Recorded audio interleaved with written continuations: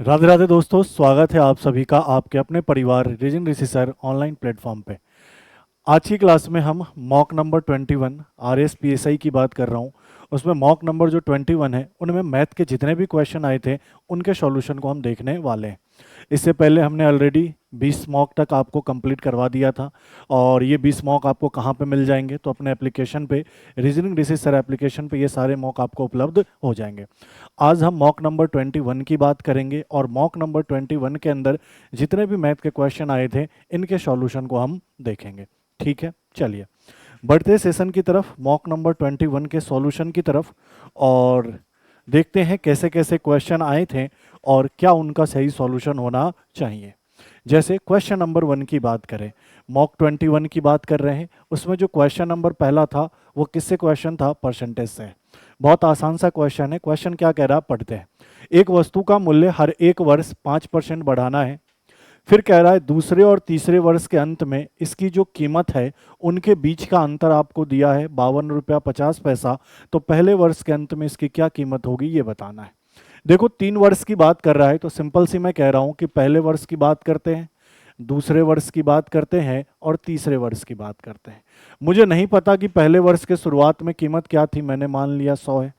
और क्वेश्चन में कह रहा है कि हर वर्ष, देखो यहां लिखा हुआ है प्रत्येक वर्ष 5% क्या कर रहा है, बढ़ रहा है।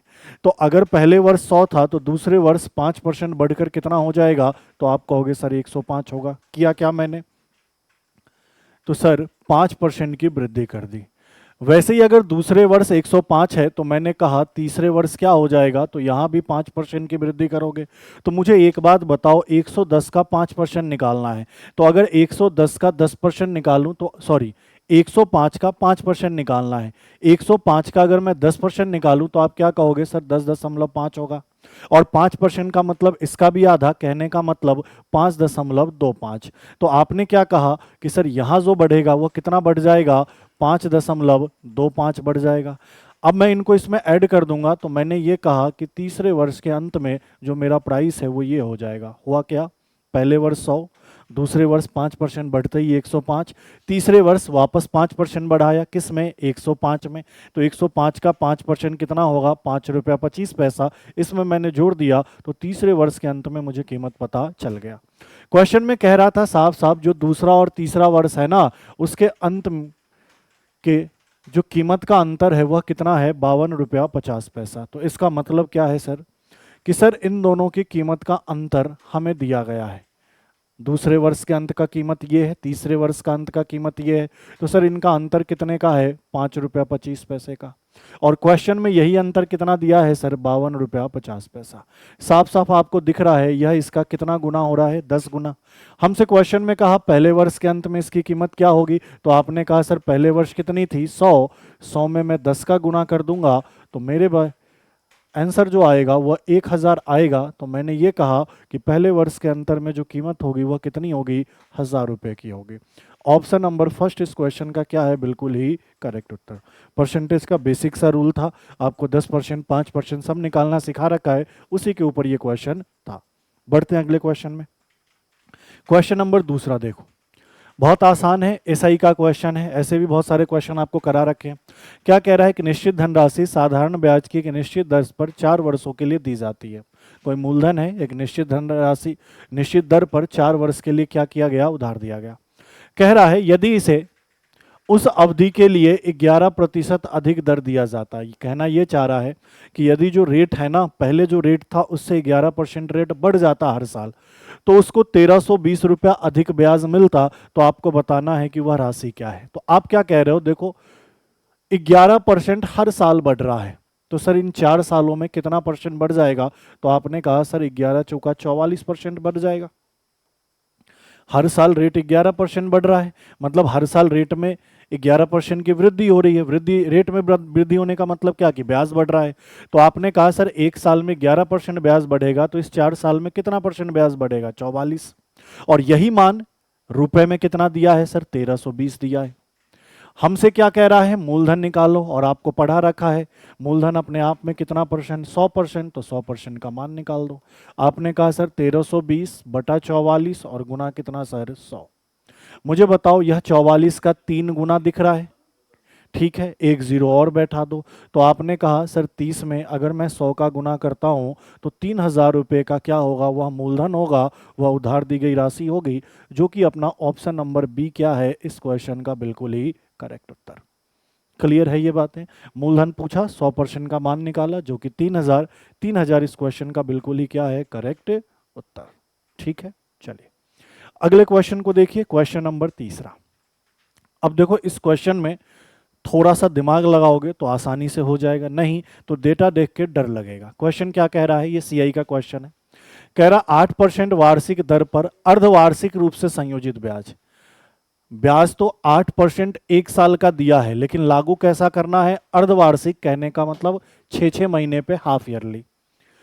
संयोजित ब्याज कितने समय में, टाइम आपको निकालना है, इतने रुपए की राशि इतने रुपए हो जाएगी। कहना ये चाह रहा है कि राशि मेरे पास जो थी, मूलधन मेरे पास था, वह कितने का था, 390 625 का, और यह कितने समय में इतना हो गया, कहने का मतलब 456 976 का, कि इतने रुपए की राशि इतने रुपए कितने समय में हो जाएगी ये बताना है। साथ साथ में कहा कि जो रेट ऑफ इंटरेस्ट है ना, जो दर है, वह 8% तो ईयरली है। क्वेश्चन में कह रहा है कि हाफ ईयरली करो, तो आप कहोगे सर एक साल का अगर 8% होगा तो हाफ ईयरली, कहने का मतलब 6 महीने का 4% होगा, मतलब 4% हाफ ईयरली की रेट से यह मूलधन इतने के मूलधन में क्या हुआ, कन्वर्ट हुआ। तो आपको टाइम बताना है। तो सिंपल सा तरीका आपको ऐसे क्वेश्चन का क्लास में क्या बताया है कि जो भी आपका रेट है, जो भी आपका दर है, दर कितना परसेंट है सर, 4%, कितने महीने का, 6 महीने का, तो 4% का भिन्न में मान कितना होगा सर, 1/25, 4% को भिन्न में तोड़ोगे, जी सर। ये जो नीचे वाला मान होता है सर, ये मेरा मूलधन होता है, ये आपको बताया है। ये आपका ब्याज होता है, और मूलधन में ब्याज जैसे ही जोड़ोगे तो आपको मूलधन मिल जाएगा 25 और 1 26। तो मैंने कहा था इन सब से आपको चेक नहीं करना, आपको तो बस देख लेना है कि दर के हिसाब से मूलधन कितना है, 25, और अकॉर्डिंग टू क्वेश्चन मूलधन कितना है यहाँ पे। तो आपने कहा अकॉर्डिंग टू क्वेश्चन मेरे पास जो मूलधन है 3,90,625 है। तो मैं ये चेक करूंगा कि सर यहाँ मूलधन 25 है, यहां मूलधन 3,90,625 है, तो 25 का घात, 25 का पावर कितना लिया जाए कि सर ये वैल्यू आ जाए। तो आपको यहां तक पता है कि सर अगर 25 का मैं घन करूं तो 15,625 होता है। यहां तक की कहानी तो आपको दिमाग में है, 25 का वर्ग आपको पता है, 25 का आपको घन पता है, तो इतना तो समझ में आ गया कि सर ये 25 के घन से ज्यादा होगा। तो जैसे ही आ गया इसके अगले मान को लोगे 25 का घात 4, तो ये वैल्यू निकल कर आ जाएगा। तो आपको समझ में आया कि अगर मैं 25 का घात, सुनना मेरी बात को गौर से, अगर मैंने 25 का घात 4 ले लिया तो मूलधन मिल जाएगा। मतलब क्या है कि सर ये जो मूलधन था, ये जो मूलधन था 6 महीने का था, और ऐसे ही मैंने इसके ऊपर घात कितने ले लिए, 4, तो ये मेरा मूलधन मिल गया। बोलोगे जी सर। इस वाले को चेक करने की जरूरत नहीं है क्योंकि ये डेटा फिक्स करके दिया जाएगा। अगर मैं 25 और 1 26 ले लूं, चूंकि 25 का घात 4 होने पे ये आ रहा है तो फिक्स है, 26 का घात 4 होने पे ये आएगा। तो आपको इसको चेक नहीं करना, आप तो सिर्फ मूलधन से चेक कर लो कि यहाँ मूलधन ये है, मेरे पास मूलधन ये है, इस मूलधन का घात कितना करे कि ये वैल्यू आ जाए। तो आपने कहा घात 4 किया, तो समय कितना हो जाएगा, तो आपने कहा सर 4 होगा। लेकिन 4 क्या है सर, ये अर्धवार्षिक रूप से संयोजित है, ये हाफ ईयरली है, 6 माही है। तो मैंने ये कहा कि वार्षिक रूप में बदलने के लिए किसका गुना करोगे, 6 का। तो आपने कहा 6 चौका 24 माह, और 6 चौका 24 माह का मतलब क्या होता है सर, 2 वर्ष। कितने वर्ष, 2 वर्ष। तो यहाँ अपने क्वेश्चन का सही उत्तर क्या होगा, ऑप्शन नंबर ए। कितने वर्ष का टाइम लगेगा सर, 2 वर्ष का टाइम लगेगा। 3,90,625 4,56,976 में कन्वर्ट हो जाएगा। ये इस क्वेश्चन को करने का सही तरीका था। बस ध्यान देना कि घात आपने 4 ले लिया, ठीक है सर, समय 4 है, लेकिन यह 6 माही है, मतलब 6-6 महीने के हिसाब से 4 बार ब्याज लगा। तो आपने कहा सर 6 महीने 6 महीने 6 महीने 6 महीने, टोटल कितने महीने हो गए, 24, और 24 महीने का मतलब कितने, 2 वर्ष। ठीक है, तो सही उत्तर क्या होगा, 2 वर्ष इस क्वेश्चन का। और घात पहचानने का तरीका क्या था, तो ये था कि आप मैक्सिमम कितना जानते हो, तो मैक्सिमम आप इतना जानते हो, उसके अगले वाले नंबर, अगले वाला एक और 25 ले लो, कहने का मतलब 25 का घात 4, तो ये आ जाएगा। ये सेटिस्फाई हो गया तो ये ऑटोमेटिक 26 का घात 4 आएगा ही आएगा, इसमें आपको चेक करने की जरूरत नहीं है। क्लियर है? चलिए अगले क्वेश्चन को देखते हैं। अब ये बहुलक का क्वेश्चन है, हाँ ना? क्या कह रहा है क्वेश्चन में? क्वेश्चन में सिंपल कह रहा है निम्नलिखित डेटा की बहुलक की गणना करिए। बहुत ही आसान है।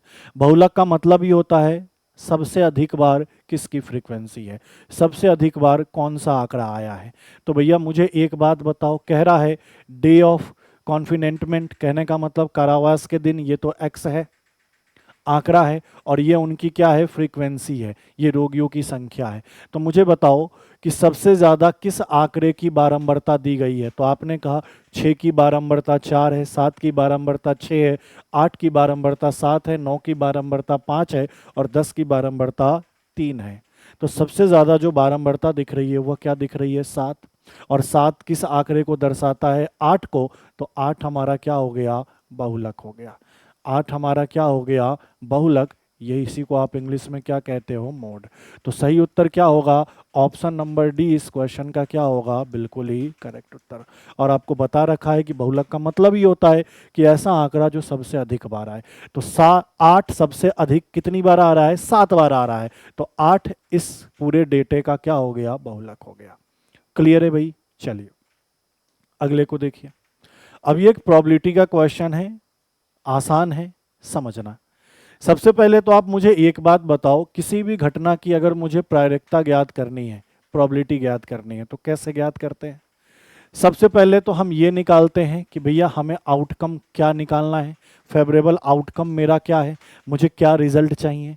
उसमें हम टोटल जो आउटकम होता है उसका भाग लगा देते हैं, तो किसी भी घटना की प्रायिकता निकल कर आ जाती है। जैसे मैं ये कहना चाहूँ कि मैंने एक सिक्का उछाला, तो हमें पता है सिक्का में या तो हेड होता है या टेल होता है। मतलब एक सिक्का को उछालूंगा तो टोटल 2 ही घटना हो सकती है, या तो हेड या तो टेल। तो मैंने कहा टोटल घटना कितनी हो गई, 2। मैंने कहा टेल आने की प्रायिकता क्या है, तो आप कहोगे सर 1। अगर एक सिक्का उछालूंगा तो एक बार ही तो टेल आएगा, तो 1 क्या हो गया, मेरा फेवरेबल आउटकम। तो मैं ये कहना चाह रहा हूँ कि प्रायिकता निकालने का सिंपल सा तरीका क्या होता है, आपको क्या चाहिए वो ऊपर लिखो और टोटल वैल्यू को नीचे लिखो, भाग लगा दो, प्रायिकता निकल कर आ जाता है। दूसरा एक बात और बताया था कि किसी भी घटना के घटने की प्रायिकता और किसी भी घटना के नहीं घटने की प्रायिकता मिलाकर हमेशा क्या होता है, 1। इसीलिए आपको बता रखा था कि प्रोबेबिलिटी का मान कभी भी किसी भी घटना की घटने की संभावना 1 से ज़्यादा नहीं हो सकती। 1 है इसका मतलब 100% घटना घट गई, और उससे कम है तो हमेशा वैल्यू किस में आएगा, फ्रैक्शन में आएगा, और फ्रैक्शन में भी वैल्यू क्या होगा, 1 से कम होगा। तो ये वाली बात भी आपको बताया है कि प्रायिकता की घटने की संभावना, किसी भी घटना के घटने की संभावना और किसी भी घटना के नहीं घटने की संभावना दोनों मिलाकर कितना होता है, 1। ये दोनों चीज़ मैंने आपको पढ़ा रखा है थ्योरी में भी, और अभी 20 टेस्ट तो आपको करवा ही दिया है, तो वहाँ पे भी ये चीज़ आपको क्लियर हो गई होगी। ठीक है, अब क्वेश्चन को हम पढ़ते हैं। क्वेश्चन हमसे क्या कहना चाह रहा है उसको पढ़ लेते हैं। क्वेश्चन कह रहा है एक थैले में टोटल 18 गेंद है। तो आपने कहा सर टोटल बॉल कितने हैं, 18 है। इसमें से कह रहा है कि सर रेड कलर की बात करें तो रेड कलर के 6 बॉल है। फिर कह रहा है सर ग्रीन कलर की बात करें, जिसको मैंने जी से डिनोट कर दिया, वो इसके 4 बॉल है। और फिर आपसे कह रहा है कि सर जो ब्लू है, नीले कलर का है, उसके कितने बॉल है, 8 बॉल है। लिखा है यहाँ पे कि टोटल बॉल 18 है, उसमें से 6 लाल है, 4 हरी है और 8 नीली है। जैसे जैसे कहा वैसे वैसे लिख दो। फिर क्या कह रहा है, यदि विशाल थैले में रैंडम रूप से 3 गेंद निकालता है। कितने गेंद निकालता है, 3। टोटल जो वो गेंद निकाल रहा है, वो बॉल सेलेक्ट कर रहा है, टोटल जो बॉल सेलेक्ट कर रहा है वो बॉल कितने सेलेक्ट कर रहा है, 3। कि मैंने एक थैले में हाथ डाला, 18 गेंद है, 18 में से ये कलर कितने थे, मैंने 3 गेंद निकाले। तो मुझे क्या बताना है, तीनों गेंद एक ही कलर के ना हो उसकी क्या प्रोबेबिलिटी है। एक ही कलर के ना होने का मतलब, जब मैंने तीनों गेंद निकाला तो तीनों के तीनों रेड नहीं होने चाहिए, तीनों गेंद निकाला तो तीनों के तीनों ग्रीन नहीं होने चाहिए, तीनों के तीनों निकाला तो तीनों के तीनों ब्लू नहीं होने चाहिए। इसकी प्रायिकता बताना है। तो मैंने आपको पढ़ा रखा है कि जब भी कहना कि एक ही रंग की ना होने की प्रायिकता आपसे पूछ रहा है, तीनों गेंद, यही तो कह रहा है, तीनों गेंद एक ही कलर की ना होने की प्रायिकता पूछ रहा है, तो सबसे पहला काम क्या करो, तीनों गेंद एक ही कलर होने की प्रायिकता निकाल लो और उसको एक में से घटा दो, तो ना होने की प्रायिकता निकल के आ जाएगी। ऐसे वाले क्वेश्चन में यही ट्रिक आप कॉन्सेप्ट आपको समझाया है। बोलोगे जी सर। तो बस अपन ये काम करेंगे, हम सिर्फ ये पहले चेक कर रहे हैं कि तीनों गेंद जब निकालें तो वह एक ही कलर के हो, इसकी कितनी प्रायिकता होगी। इतना आते ही बाकी का काम भी हम कर लेंगे। तो मैंने कहा कि मैंने थैले में हाथ डाला, मैंने तीनों गेंद निकाला, तो क्या हो सकता है तीनों ही रेड कलर के हो। 6 टोटल है रेड, 6 में से 3 रेड मैं निकाल लूं। या ऐसा हो सकता है कि तीनों के तीनों ग्रीन हो, या ऐसा हो सकता है कि तीनों के तीनों ब्लू हो। यही तो हो सकता है कि मैं थैले में हाथ डालूं और उसमें से 3 गेंद निकालूं, तो मैं चाह रहा हूं कि तीनों के तीनों सेम कलर के आ जाए। तो क्या क्या संभावनाएं हो सकती है कि हो सकता है सर आपने तीनों के तीनों रेड कलर के गेंद निकाल लिए हो सकता है तीनों के तीनों ग्रीन कलर के गेंद निकाल लिए हो, या क्या हो सकता है तीनों के तीनों ब्लू कलर के निकाल लिए हो। तो आपने कहा सर 6 में से ये 3, 4 में से ये 3 और 8 में से ये 3, या का मतलब क्या सर प्लस। तो ये हमारा क्या हो गया, फेवरेबल आउटकम। ठीक है, हम ये आउटकम चाहते थे। अब इनको सॉल्व कर लेंगे। ठीक है, चलिए सॉल्व करते हैं। तो मुझे एक बात बताओ, 63 को कैसे सॉल्व करोगे। 6 गुना 5 गुना 4, और नीचे क्या है 3, तो 3 फैक्टोरियल 3 का मतलब कितना 6। ठीक है, 4C3 है, देखो 4C3 हो 4C1 हो, इन दोनों का वैल्यू क्या होता है, सेम होता है। सब कुछ आपको पढ़ा रखा है। तो मैं आपसे कहूं कि NC1 क्या होता है, तो सर N होता है। तो यहाँ 4C1 क्या होगा सर 4 होगा। तो मैं 4C3 की बात करूं या 4C1 की बात करूं, दोनों का वैल्यू क्या रहता है, सेम। तो सर इसका वैल्यू क्या हो जाएगा 4 प्लस 8C3 को सॉल्व करना है। तो सर नीचे 3 है, तो घटते हुए क्रम में लिख दो 8 7 6, 3 पद लिख दिया घटते हुए क्रम में। और यहाँ क्या है 3, तो फैक्टोरियल 3 का मतलब कितना 6 का भाग लगा दो। यही तो तरीका सिखाया था, शॉर्टकट सबसे बेसिक यही सिखाया था। बताओ ये 6 से 6 कट जाएगा, सर इस 6 से ये 6 कट जाएगा। ठीक है, अब मैं इनको अगर कैलकुलेट कर लूँ तो सर ये 5 चौका 20 हो जाएगा, प्लस 4 हो जाएगा, और ये 8 सत्तू 56 हो जाएगा, और इन सबको जोड़ा तो 80 आया। मतलब मैं 3 गेंद निकालूं और तीनों के तीनों सेम ही कलर के हो, ऐसे सेलेक्ट करने के कितने तरीके हैं, तो 80 तरीके। अगली बात, NE का मान तो हमने निकाल लिया, अब NS निकालना है। तो सर NS कैसे निकालेंगे, यही निकाल लेते हैं। चलिए सर, टोटल आउटकम क्या होगा। तो सर टोटल बॉल 18 है, और इस 18 में से मुझे सेलेक्ट कितने करने हैं, 3। टोटल 18 बॉल है, 18 में से मुझे 3 ही तो सेलेक्ट करने हैं, तो टोटल आउटकम क्या होगा 18C3। अच्छा, इसको सॉल्व करने का तरीका, सर यहाँ 18 है, ये 3 है, तो 18 को घटते हुए क्रम में 3 पद तक लिख दो, 18 17 और 16। ठीक है, और ये 3 है, तो 3 फैक्टोरियल का मान क्या पढ़ाया है 6। मुझे बताओ 6 से यह वैल्यू कितनी बार कटेगा, सर 3 बार। क्या यहां तक की कहानी क्लियर है। अब इनको सॉल्व करने की जरूरत नहीं है, ऐसे ही लिख दो 16 3 48 गुना 17। सर टोटल आउटकम इतना आ गया, क्योंकि आगे तो सॉल्व करेंगे ही करेंगे ना। तो मैंने यहां से ये निकाल लिया कि हमें जो आउटकम चाहिए था वो 80 है, और टोटल आउटकम क्या है 48 गुना 17। तो सर NE का वैल्यू क्या लिखा 80, और टोटल कितना है 48 गुना कितना 17। इनको बस क्या करना है, सॉल्व करना है। चलिए करिए। 16 का पहारा पढ़ूं, 16 का पहारा 3 बार, और 16 का पहारा कितनी बार 5 बार। इनको मैंने सॉल्व किया तो मेरे पास बचा ऊपर तो 5 और नीचे 17 तिया 51। तो मैंने कहा कि अगर मैं तीनों के तीनों गेंद निकालूं और एक ही कलर के निकले, उसकी प्रायिकता क्या है 5/51। लेकिन हमें तो वो वाली कंडीशन चाहिए जिसमें तीनों के तीनों एक ही कलर के ना हो। तो एक में से इस वाले वैल्यू को घटा दो, किस वाले वैल्यू को 5/11 को। तो जैसे ही एक में से 5/51 को घटाओगे, वैल्यू क्या आएगा 46/51। तो हमसे यही पूछना चाह रहा है, तीनों गेंद एक ही रंग के ना हो, इसकी प्रायिकता क्या होगी 46/51। अगर ऐसा कहता तीनों गेंद एक ही कलर के निकले, उसकी क्या प्रायिकता होती 5/51। हमसे क्वेश्चन में कहा एक ही तरह के ना हो, तो ये निकालो और एक में से घटा दो, तो हमारे पास वैल्यू क्या आया 46 अपॉन कितना 51। ऑप्शन नंबर डी इस क्वेश्चन का क्या होगा, बिल्कुल ही करेक्ट उत्तर। और प्रोबेबिलिटी में क्या करना होता है, पहले तो कॉम्बिनेशन कर यूज करना होता है। इससे हम क्या निकालते हैं, एन निकालते हैं। और एन से निकालना तो बहुत ही आसान है कि टोटल कितने गेंद है उसमें से कितने निकाल रहे हैं। टोटल 18 है, 18 में से 3 निकालना था।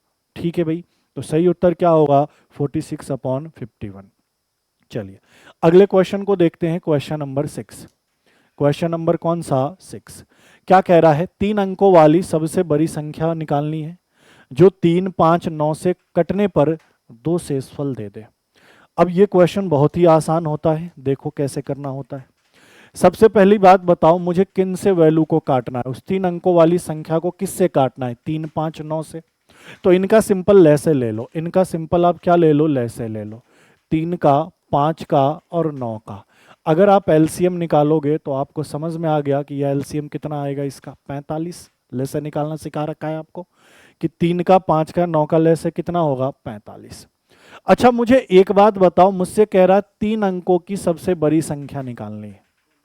तो नॉर्मल मैं आपसे पूछूं 3 अंकों की सबसे बड़ी संख्या क्या होती है, तो आप कहोगे 3 अंकों की सबसे बड़ी संख्या 999 होती है, इससे बड़ी कोई 3 अंकों की संख्या नहीं हो सकती। ये आप कहते हो, बोलोगे जी सर। मैं थोड़ी देर के लिए मान लूं कि यही 3 अंकों की सबसे बड़ी संख्या है जो इससे कट जाए, तो इसका मतलब क्या है कि 45 से अगर मैं इसको काटूं तो रिमाइंडर नहीं बचना चाहिए। तो चेक करते हैं, 45 दूना मैंने कहा 90, कितना बचा, 9। फिर ये 9 निकालेंगे, उतारेंगे, फिर मैंने कहा 45 दूना 90, अभी भी कितना बच रहा है, 9। मतलब क्या हुआ कि 45 से जब मैं 999 को काट रहा हूं तो शेषफल 9 बच रहा है। इसका मतलब क्या है कि यह 3 अंकों की सबसे बड़ी संख्या नहीं है जो 45 से कट जाए। तो इसका मतलब कौन सी संख्या होगी 3 अंकों की सबसे बड़ी जो 45 से कट जाए, तो आप क्या कहोगे, सर ये शेषफल 9 बच रहा है, मतलब 9 एक्स्ट्रा आ रहा है। अगर ये 9 नहीं होता इस नंबर में, ये 9 नहीं होता तो भैया ये नंबर पूरा पूरा कट जाता, बोलोगे जी सर। तो 999 में से अगर मैं 9 घटा दूं तो मैं ऐसा कह सकता हूं कि 3 अंकों की सबसे बड़ी संख्या 990। कैसे किया मैंने कि सर 999 में मैंने 45 का भाग लगाया तो शेषफल 9 बचा, इस 9 को इसमें से घटा दिया। इसका मतलब अगर इस 999 के जगह 990 होता तो वह नंबर 45 से पूरा पूरा कट जाता। तो अभी तक हम कहां तक रिजल्ट पे पहुंच चुके हैं, यहां तक कि सर 990 3 अंकों की ऐसी बड़ी से बड़ी संख्या है जो 45 से कट जाएगी, और अगर 45 से कटे तो इन तीनों से भी क्या होगा, कट जाएगा। लेकिन क्वेश्चन में हमसे ये नहीं कहा, क्वेश्चन में ये कह रहा है कि भाग लगाने पर हर बार शेषफल क्या आना चाहिए, 2। तो 2 शेषफल लाना है तो बस यहां पे 2 जोड़ दो। अब बताओ, तुमने कहा 992, 992, 992 एक ऐसी 3 अंकों की बड़ी से बड़ी संख्या है जिसमें 3 का भाग लगाओगे तो ये पूरा कट जाएगा, 2 शेषफल देगा। 5 का भाग लगाओगे ये पूरा कट जाएगा, 2 शेषफल देगा। 9 का भाग लगाओगे ये पूरा कट जाएगा, 2 शेषफल देगा। 45 का भाग लगाओगे ये पूरा कट जाएगा, 2 शेषफल देगा। तो हमसे यही पूछना चाह रहा था, जो कि ऑप्शन नंबर कहाँ है सर, बी में। ये गलत, ये गलत और ये गलत, गलती से ये टिक नहीं लगा देना 990, क्योंकि लास्ट में कह रहा है कि हर केस में 2 शेषफल बचना चाहिए। 990 लेते तो शेषफल तो कुछ बचता ही नहीं, हमें तो शेषफल क्या चाहिए, 2 चाहिए। क्लियर है ये बातें, ठीक है। चलिए अगले क्वेश्चन में बढ़ते हैं। ये देखो 2D का क्वेश्चन है। अब 2D का कॉन्सेप्ट मैंने क्लास में भी बहुत बार पढ़ाया है, और अब तो 21वें नंबर का टेस्ट चल रहा है, तो आपको चीजें समझ में आ जानी चाहिए कि सर ये चीज मैं कितनी बार बता चुका हूँ। 20 टेस्ट पहले कर चुके हैं, कि स्वाब कर रहे हैं, और क्लास में भी बहुत सारी चीजें डिस्कस कर चुके हैं। क्या कह रहा है कि सर समकोण समद्विबाहु त्रिभुज का क्षेत्रफल 50 वर्ग इकाई है, इसका कर्ण क्या होगा। उसको पहले भूलो। क्या मैंने आपको पढ़ा रखा है कि अगर एक समकोण त्रिभुज हो, मान लो समकोण है, तो ये 90 डिग्री वाला कोण है, और बाकी ये दोनों कोण 45-45 है। ये दोनों कोण क्या है, 45-45 है। इसका मतलब क्या है कि सर ये वाली भुजा और ये वाली भुजा है, तो इसका मतलब यह त्रिभुज कौन सा है, समकोण समद्विबाहु है।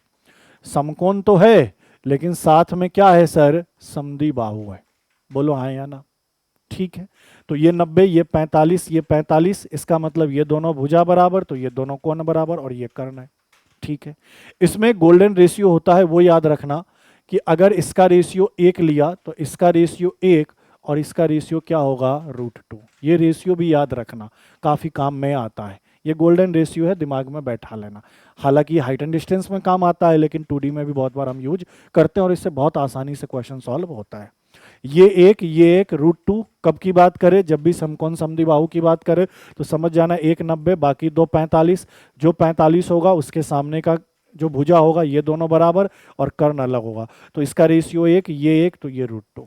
ठीक है, थोड़ी देर के लिए मान लो कि यह वैल्यू क्या है, x है, ये भुजा x है, तो सर ये वाली भुजा भी x हो जाएगी, तो ये वाली भुजा क्या होगी, √2 गुना क्या x।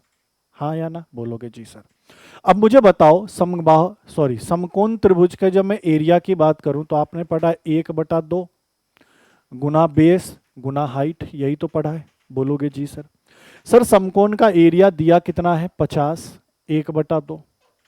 मैं इसके आधार की बात करूं तो आधार को भी मैंने x लिया, मैं इसके ऊंचाई की बात करूं तो ऊंचाई को भी मैंने x लिया, तो ओवरऑल मेरे पास क्या कंडीशन बना, ये 2 इधर गुना में जाएगा तो ये 100 और बराबर में क्या x², क्योंकि x गुना x होता है। ठीक है, तो यहां से अगर मैं x का मान निकालूं तो आप क्या कहोगे, सर 10 आ जाएगा। समझ गए ना, अब तक तो आपको चीजें क्लियर हो गई। कैसे, क्योंकि सर ये वर्ग है तो इधर वर्गमूल में जाएगा तो 100 का वर्गमूल कितना होगा 10, तो यहां से मुझे जो x मैंने माना था ना ये वाली भुजा, इसका मान 10 आया, तो सर इसका मान भी 10 आएगा। हमसे क्या पूछ रहा है, इसका कर्ण बताओ, तो कर्ण मैंने क्या कहा है, √2 गुना क्या x का मान 10, तो इसको अगर अरेंज करके लिख दूं तो 10√2 आंसर। सही उत्तर क्या होगा, option number C. Option number C इस क्वेश्चन का क्या है, बिल्कुल ही करेक्ट उत्तर। ठीक है भाई, देख लीजिए एक बार, क्लियर है। चलिए अगले में बढ़ते हैं, अगले को देखो। बताओ, ये तो बहुत फेवरेट क्वेश्चन है पीएसआई और आरएएस का, बहुत ही फेवरेट क्वेश्चन है। पहले तो यही क्वेश्चन भर भर के आता था, सिक्कों वाले क्वेश्चन फिक्स है तो वही वाले हैं। क्या कह रहा है, एक बैग में 4, 5 और 8 के अनुपात में 1 रुपए, 2 रुपए और 5 रुपए के मूल्य के सिक्के हैं। कह रहा है इन सिक्कों का कुल मूल्य, मतलब टोटल उस थैली में कितने रुपए हैं, 432 रुपए है, तो 2 रुपए के सिक्कों की संख्या। कितनी बार बता चुका हूं कि जो प्रत्येक सिक्के का मान होगा, जो प्रत्येक सिक्के का मान होगा उसका रेशियो क्या होगा, तो सर प्रत्येक सिक्का 1 रुपए का है, 2 रुपए का है और 5 रुपए का है। साथ साथ में अगर मैं सिक्कों की संख्या की बात करूं, नंबर ऑफ कॉइन्स की बात करूं, सिक्कों की संख्या की बात करूं, नंबर ऑफ कॉइन्स की बात करूं, तो इनका रेशियो क्या है सर, 4:5:8 है। तो मैं टोटल धन निकालना चाहूं, टोटल राशि निकालना चाहूं या टोटल सम निकालना चाहूं तो इनका रेशियो कैसे निकालेंगे, दोनों का गुना करके।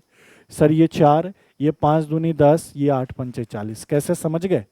मान लो मैंने 2 रुपए के सिक्के दिए तुम्हें, 10 सिक्के दिए, तो कितने रुपए दे दिए, तो आपने कहा सर आपने 10 सिक्के दिए थे, हर एक सिक्का 2 रुपए का था, तो 10 गुना 2 20 रुपया। तो वही तो मैं कह रहा हूं कि अगर 1 रुपए के सिक्के की बात करें तो उसकी संख्या 4 है, तो टोटल कितना रुपया दे दिया, 4। 2 रुपए के सिक्कों की संख्या की बात करें तो 2 रुपए के सिक्कों की बात करें तो उसकी संख्या 5 है, तो टोटल कितना दे दिया, 5 दूनी 10। 5 रुपए के सिक्कों की बात करें तो टोटल संख्या कितनी है, 8, तो कितना रुपए दे दिया, 8 पंचे 40। इन्हीं का टोटल देखा जाए तो सर इनका टोटल 54 है, और यही टोटल क्वेश्चन में कितना दिया है सर, 432। तो 54 किसके बराबर, 432। साफ साफ दिख रहा है क्या, यह कितना गुना है, 8 गुना दिख रहा है आपको, मुझे दिख रहा है। कैसे सर, इसका इकाई 2 है, इसका इकाई 4 है, तो 4 का पहाड़ा कितनी बार पढ़े कि इकाई में 2 आ जाए, तो 4 8 32, मतलब 8 का गुना कर लीजिए, ये इसके बराबर आ जाएगा।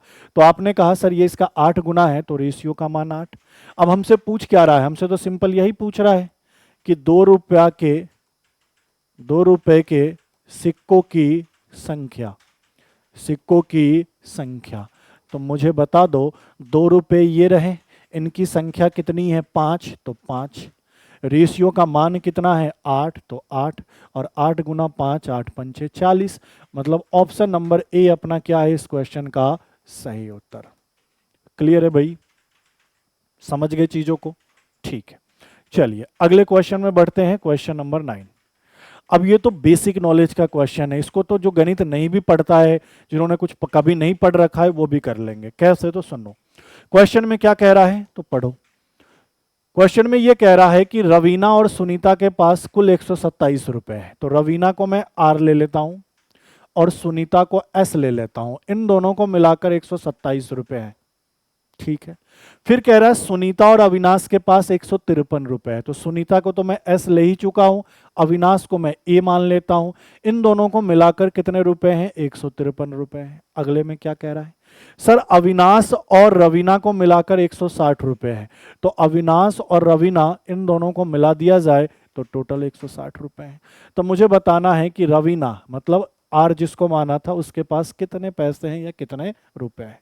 तो बताओ इसको कर नहीं लोगे? कैसे करोगे? तो देखो सर ये 3 समीकरण बने, ये पहला, ये दूसरा और ये तीसरा, सबको जोड़ दीजिए। तो जब जोड़ूंगा तो रवीना कितनी बार? 2 बार, सुनीता कितनी बार? 2 बार, अविनाश कितनी बार? 2 बार। तो मैं ऐसा कह सकता हूं, 2 सब में कॉमन निकाल लेता हूं, रवीना अविनाश प्लस सुनीता लिख देता हूं, क्योंकि 2 बार आर आएगा, 2 बार एस आएगा, 2 बार ए आएगा, तो मैंने 2 को कॉमन ले लिया, आर ए प्लस एस। इनको जब मैं जोड़ूंगा तो बताओ 7 और 3 10 होता है, 6 2 8 5 13 और 1 14 होता है, 3 और 1 4 होता है। तो यहां से मैं ऐसा बता सकता हूं कि रवीना, अविनाश और सुनीति इन तीनों को मिलाकर टोटल रुपए कितने हैं इनके पास? 220 रुपए। कैसे? सर 2 से ये कट जाएगा। क्लियर है भैया?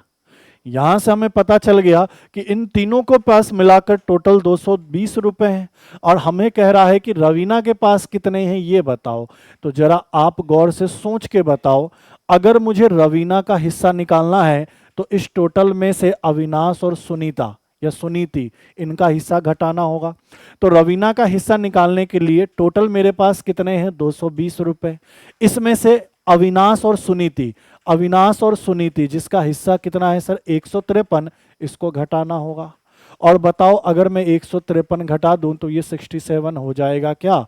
तो यहां से पता चला ऑप्शन नंबर सी इस क्वेश्चन का क्या है सर? बिल्कुल ही सही उत्तर। बाकी क्या है सर? गलत। क्लियर है? तो ये बेसिक नॉलेज का क्वेश्चन था, इसमें कुछ भी ऐसा नहीं था कि क्या पढ़े हैं नहीं पढ़े, उनसे कोई मतलब नहीं है। नहीं भी पढ़ा है आसानी से इसको आप सॉल्व कर लेते। अगले को देखो, क्वेश्चन नंबर 10। अब ये DI है, क्या कह रहा है DI? तो देखो DI ऐसा कह रहा है कि नीचे जो ग्राफ दिया है, ये ग्राफ आपको दिख रहा होगा, कौन सा ग्राफ है सर? लाइन ग्राफ है। 4 तरीके ग्राफ आपको पढ़ने हैं, सिलेबस में मेंशन है, उसमें से एक ग्राफ क्या होता है? Line graph. इस लाइन ग्राफ के आधार पर आपको बताना है किस अनुभाग में, अनुभाग का मतलब किस सेक्शन में 360 से अधिक पुस्तक है। आपको बस चेक करके बताना है कि कौन से सेक्शन में 360 से ज्यादा पुस्तक है। तो देखो ये है सेक्शन 1, सेक्शन 1 में 300 पुस्तक है, दिख रहा है ना? ये है सेक्शन 2, सेक्शन 2 में 350 क्वेश्चन है। ये है सेक्शन 3, सेक्शन 3 में 400 क्वेश्चन है। कितने क्वेश्चन है? 400। गोला लगा लिया क्योंकि 360 से अधिक वाला लेना है। सेक्शन 4 में 350 है। ये सेक्शन 5 है, सेक्शन 5 में भी 400 पुस्तक है। ठीक है भैया, ये 350 है। डेटा अगर आपको दिख नहीं रहा हो तो मैं लिख देता हूँ। ये 350, ये 300, ये सर 300 है, ये 120 है, यह 140 है, यह 200 है, यह 300 है। तो हमें बताना है इन पूरे में से कौन से सेक्शन में 360 से अधिक है। तो 360 से अधिक एक ये और एक ये, 2 ही तो दिख रहा है। और ये सेक्शन नंबर कौन सा है? 3, और ये सेक्शन नंबर कौन सा है? 5। तो मेरा आंसर सीधा सीधा क्या हो जाएगा? सेक्शन नंबर 3 और सेक्शन नंबर 5। इतना आसान DI आता है आपके एग्जाम में, टेंशन लेने की बात नहीं है कि नहीं आएगा, ऐसा भी आता है। क्लियर है ये बातें? चलिए अगले क्वेश्चन को देखो, क्वेश्चन नंबर 11। ये भी बढ़िया क्वेश्चन है। 2 तरीके बताता हूं, एक तो बिल्कुल समझा देता हूं और दूसरा बहुत शॉर्टकट में कैसे ऐसे क्वेश्चन को निपटाते हैं। क्लास में ये सारी बातें बता रखी हो, और जो 20 टेस्ट कराए थे उसमें भी आपको समझाया। ये किसवां नंबर टेस्ट है? क्या कह रहा है? यदि 8 पुरुष और 8 महिलाओं में से 4 व्यक्तियों की एक टीम चयन करना है, मतलब 8 मेल है और 8 फीमेल है, इनमें से 4 लोग को चुनना है और एक टीम बनाना है, तो कितने तरीके से चयन कर सकते हैं, कितने तरीके से सेलेक्ट? जैसे ही चयन करने की बात आए तो समझ जाना कॉम्बिनेशन लगेगा। ये बात तो क्लियर है। कितने तरीके से चयन किया जा सकता है कि कम से कम एक महिला शामिल हो? बताओ। आपको समझा रखा ना कि जब भी एटलिस्ट की बात करे तो इसका मतलब क्या? कम से कम एक का मतलब क्या?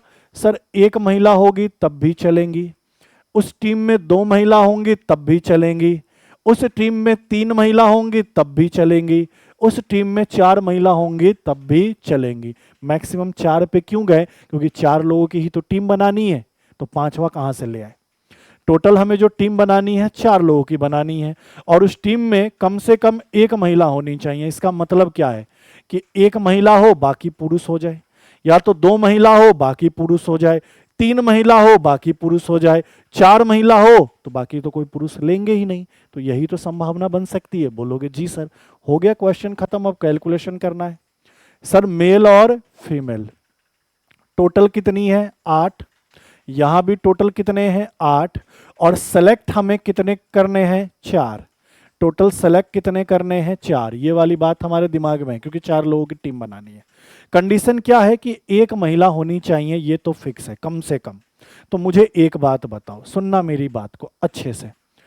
8 टोटल महिला है, अगर 8 में से मैंने 1 महिला का चयन कर लिया और बाकी जो 8 पुरुष है उनमें से 3 पुरुष का चयन कर लिया, तो भी 4 लोगों की टीम बन गई, और 4 लोगों की टीम में 1 महिला कम से कम है।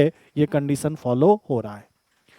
हम चाहते तो ऐसा भी कर सकते थे, इस 8 महिला में से 2 महिला ले लेते और बाकी 2 किस में से ले लेते? पुरुष में से। अब भी 2 और 2 4 लोगों की टीम तैयार हो गई, और कम से कम 1 महिला कहा, मतलब 2 भी चलेंगी। ठीक है, 8 महिला में से अगर मैंने 3 महिला को ले लिया होता तो बाकी 1 मैं किसको लेता? पुरुष को। तब भी 4 लोगों की टीम तैयार हो गई, जिसमें कम से कम 1 महिला का मतलब 3 महिला भी चलेंगी। मैं ऐसा भी सोच सकता था कि भैया काम करो ना, चारों की चारों महिला को ले लो तो पुरुष में से किसी को ना लो। यही तो कंडीशन 4 हो सकता है। इसके अलावा कोई कंडीशन आपको समझ में आ रहा है क्या? नहीं सर, यही 4 कंडीशन हो सकता है कि 4 लोगों को सिलेक्ट करना है और 1 महिला अनिवार्य है। ठीक है, मतलब 1 होगी तो भी टीम बन जाएगा, 2 महिला होगी तो भी टीम बन जाएगा, 3 महिला होंगी तो भी टीम बन जाएगा, 4 महिला होंगी तो भी टीम बन जाएगा, कोई ऑब्जेक्शन नहीं होगा। बोलो क्लियर है? बस ये क्लियर है तो क्वेश्चन का आंसर आ गया। अब इनको सॉल्व भी तो करना है भाई, और क्या करना है? सॉल्व कर दो। 8C3 को करना है तो 8 गुना 7 गुना 6, और ये 3 है तो 3 फैक्टोरियल का मान कितना? 6 गुना 8C1। थोड़ी देर पहले बताया कि NC1 हमेशा क्या होता है? n होता है। तो 8C1 n के जगह क्या है? 8, तो 8 हो गया। ये 6 से 6 कट गया, इनको गुना करके लिख देता हूं। 8 7 56, या फिर करो ना 8 8 64, और 64 का मैं 7 गुना करूं तो देखो 64 का मैं कितना गुना करूं? 7 गुना करूं तो 7 छक 42, 7 छक 42, और 7 चौका कितना? 28। तो अगर मैं 42 में 420 में 28 जोड़ूं तो 448 हो गया, गुना कंप्लीट। इनको सॉल्व करना है। ठीक है सर, 8C2 है तो 8 गुना 7, नीचे क्या है? 2, तो फैक्टोरियल 2 का मान 2, गुना ये भी 8C2 है तो 8 गुना 7, नीचे 2 है तो फैक्टोरियल 2। बताओ 2 से यह वैल्यू 4 बार, 2 से यह वैल्यू 4 बार। तो मुझे एक बात बताओ ना, ये 7 चौका 28, 7 चौका 28, 28 गुना 28, 28 का वर्ग हो गया, जो कि आपको याद होना चाहिए 784 होता है। काम खत्म। अगले को देखो, 8C1 मतलब 8, क्योंकि NC1 क्या होता है? n होता है। 8C3 देखो, क्यों बार बार कैलकुलेट करें? 8C3 का मान यहाँ पे अभी कितना निकाला था? 8 7 56 निकाला था, तो डायरेक्ट ही 56 लिख दूं। बताओ 56 गुना 8 करूंगा तो अब भी कितना आएगा? 448 आएगा।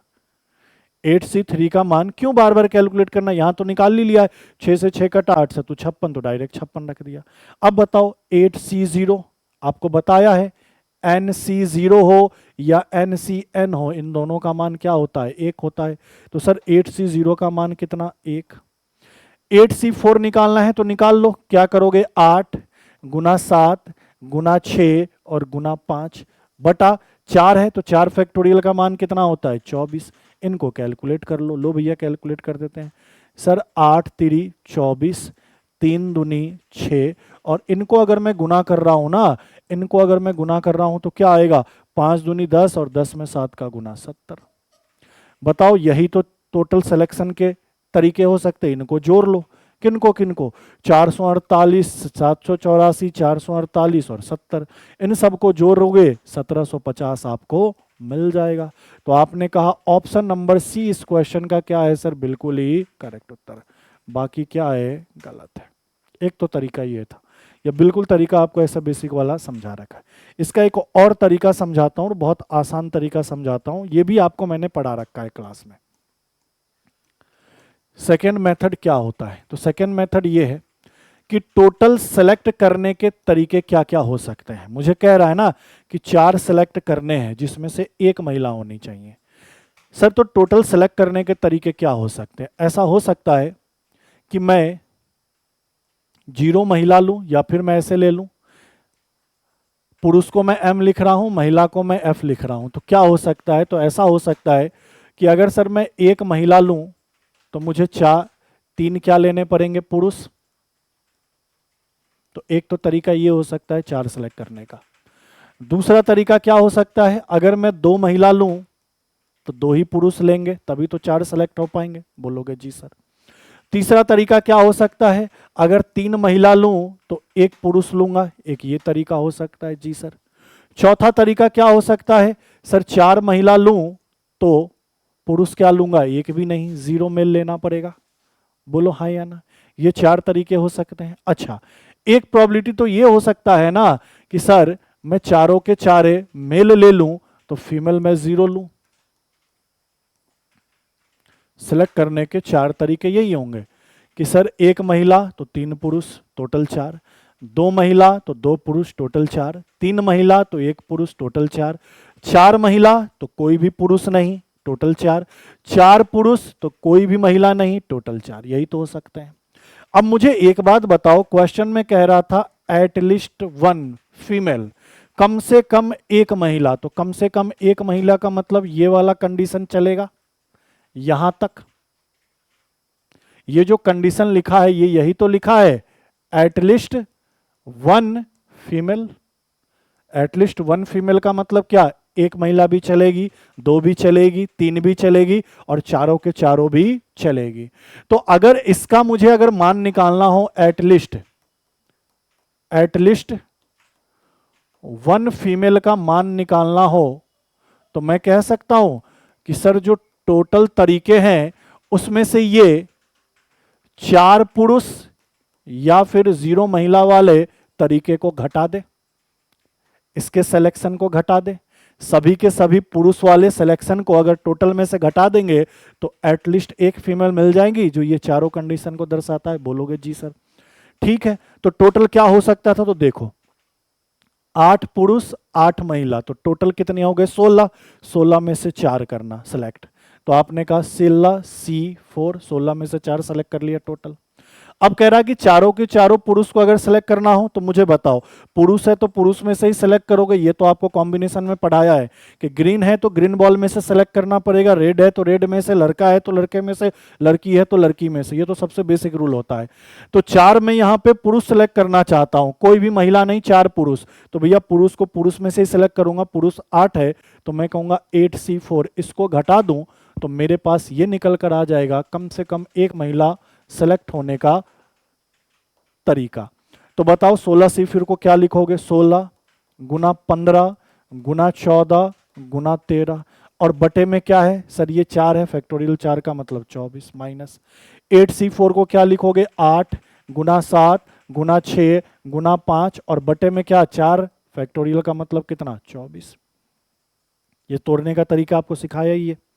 अब इनको सॉल्व कर लो। बताओ मुझे सर, ये 8 से कटेगा 2 बार, ये 8 से कटेगा 3 बार, और 3 से इसको काट दिया सर 5 बार। यहां देखा जाए 8 3 कितना 24, और 3 दूनी कितना 6।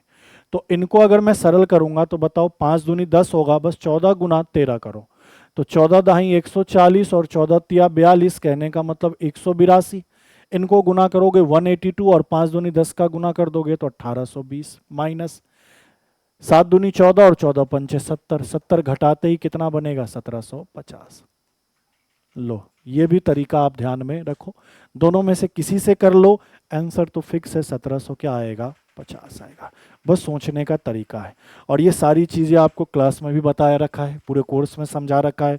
साथ साथ में 20 मॉक टेस्ट अभी से पहले हम कर चुके हैं PSIRS के लिए, उनमें भी समझा रखा है। ये अपना 21वें नंबर का था। ठीक है, तो आई होप ये बेसिक बेसिक बातें आपको दिमाग में होनी चाहिए। तो ये अपने मॉक नंबर 21 का कंप्लीट मैथ का क्या था, सॉल्यूशन। ठीक है, मिलते हैं आपसे अगले सेशन में। आज के लिए इतना ही। थैंक यू, धन्यवाद।